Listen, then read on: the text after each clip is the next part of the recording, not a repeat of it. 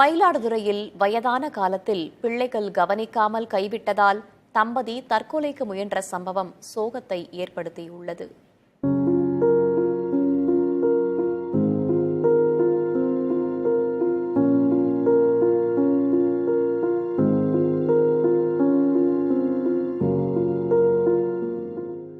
சகல வசதிகளும் கொண்ட இந்த வீட்டின் கட்டடம் மட்டும் தகர்ந்திருக்கவில்லை. ஒரு குடும்பத்தின் வாழ்க்கையும் இங்கு தகர்ந்து உள்ளது.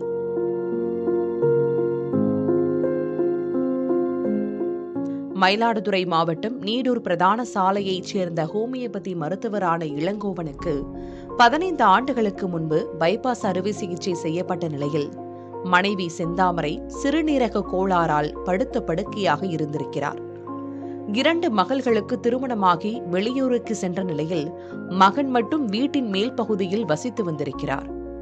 இருந்தாலும் இவர்களை கவனிக்க ஆள் இல்லாததால் தினம் தினம் தனிமையின் நிழலில் வாழ்ந்து வந்திருக்கின்றனர். இதனால் எரிவாயு சிலிண்டரை திறந்துவிட்டு தனது மனைவியுடன் இளங்கோவன் தற்கொலைக்கு முயன்றுள்ளார். சிலிண்டர் வெடித்து தீ பரவியதில் வீட்டின் ஒரு பகுதி தரைமட்டமானது. இதில் படுகாயமடைந்த இருவரையும் அருகே இருந்தவர்கள் மீட்டு மருத்துவமனையில் சேர்த்தனர். ஆனால் சிகிச்சை பலனின்றி செந்தாமரை உயிரிழந்தார்.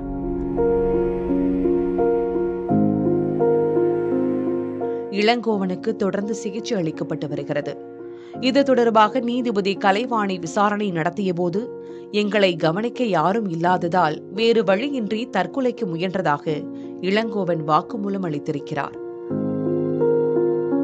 தங்கள் குழந்தைகளின் தேவைகள் அனைத்தையும் நிறைவேற்றும் பெற்றோர்களின் ஒரே எதிர்பார்ப்பு அவர்களின் அன்பும் ஆதரவும் தான் என்பதை அனைவரும் உணர்ந்தால் இவர்களை போன்ற தம்பதிகள் தனிமையில் வாட தேவை இருந்திருக்காது.